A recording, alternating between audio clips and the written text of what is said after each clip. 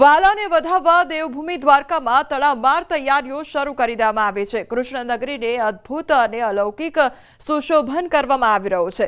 યાત્રાધામ દ્વારકામાં દર વર્ષની જેમ લાખો શ્રદ્ધાળુઓ કાળિયા ઠાકોરના જન્મોત્સવને ઉજવવા માટે આવશે, ત્યારે તંત્ર દ્વારા યાત્રાળુઓની સુવિધા માટે 56 સીડી સ્વર્ગ દ્વારેથી એન્ટ્રી અને મોક્ષ દ્વારેથી બહાર નીકળવાની વ્યવસ્થા કરવામાં આવી રહી છે।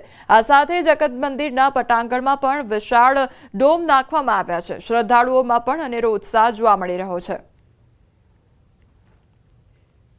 કૃષ્ણ જન્મ મહોત્સવ 2025 નિમિત્તે દર વર્ષની જેમ આ વર્ષે પણ ભગવાન દ્વારકાધીશ જગત મંદિરને શિખર શ્રૃંગારની જે પ્રક્રિયા હતી એ પૂર્ણ કરવામાં આવેલ છે। જે પ્રક્રિયાના ભાગરૂપે આ વખતે નવીન થીમ ઉપર આખા જગત મંદિરને શણગારવામાં આવેલ છે। આ ભવ્ય શણગારની મદદથી રાત્રિના સમયે ભગવાન દ્વારકાધીશનું મંદિર દિવ્ય ભવ્ય અને એકદમ અલૌકિક ઉર્જાથી સભર હોય એ રીતે આપણને રાત્રે પણ દર્શન થઈ શકે એવી વ્યવસ્થા કરવામાં આવેલ છે। આગામી 15 ઓગસ્ટ અને સ્વતંત્રતા દિવસની ઉજવણીના ભાગરૂપે અમદાવાદ સ્થિત ગુજરાત યુનિવર્સિટી દ્વારા તિરંગા યાત્રા યોજાઈ। 6 કિલોમીટરની આ યાત્રામાં મોટી સંખ્યામાં વિદ્યાર્થીઓ જોડાયા હતા। 75 ફૂટ લાંબા તિરંગો સાથે યાત્રા યુનિવર્સિટીથી નીકળી હતી અને સાથે ગુજરાત યુનિવર્સિટી દ્વારા પ્રથમ વખત શિક્ષણ સિવાયની પ્રવૃત્તિથી વિદ્યાર્થીઓને ક્રેડિટ આપવામાં આવશે। તિરંગા યાત્રામાં હાજર રહેનારા વિદ્યાર્થીને 5 માર્ક્સ ક્રેડિટના મળશે તેવો નિર્ણય કરવામાં આવ્યો છે। 1,500 જેટલા વિદ્યાર્થીઓ રજીસ્ટ્રેશન કરાય છે, તો હું માનું છું 1,500 થી 2,500ની વચ્ચે ઉપસ્થિતિ હશે।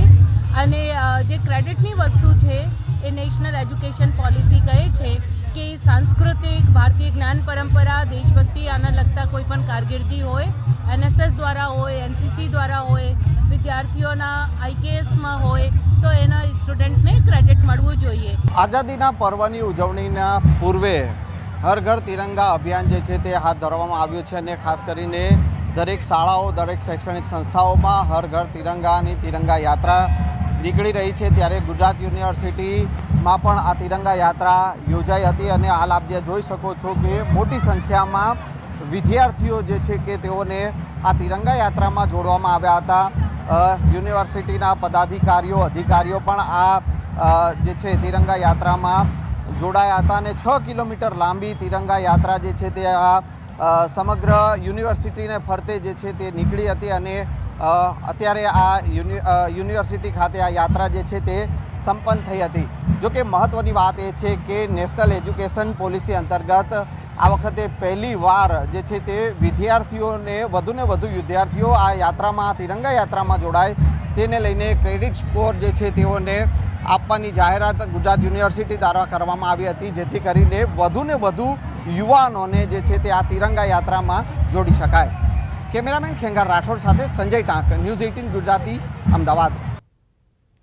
તો અમદાવાદ ખાતે તિરંગા યાત્રાનું આયોજન કરવામાં આવ્યું અને 6 કિલોમીટર સુધીની આ યાત્રાનું આયોજન કરાયું। જૂનાગઢના મેંદરડામાંથી 40 જુગારીઓ ઝડપાયા છે। ક્રાઇમ બ્રાન્ચ વાડી વિસ્તારમાં કરી રેડ અને મેંદરડા પોલીસને ઊંઘમાં રાખી ક્રાઇમ બ્રાન્ચના દરોડા પાડવામાં આવ્યા હતા। 2 લાખ રોકડ સહિત 19.64 લાખનો મુદ્દામાલ કબજે કરવામાં આવ્યો છે। 23 મોટરસાયકલ અને એક 4 વ્હીલ કબજે કરવામાં આવી છે। તો બહારથી માણસો બોલાવી ચલાવતા હતા જુગારધામ। જુગારધામમાં સૌથી વધુ યુવાનોનો સમાવેશ થયો છે।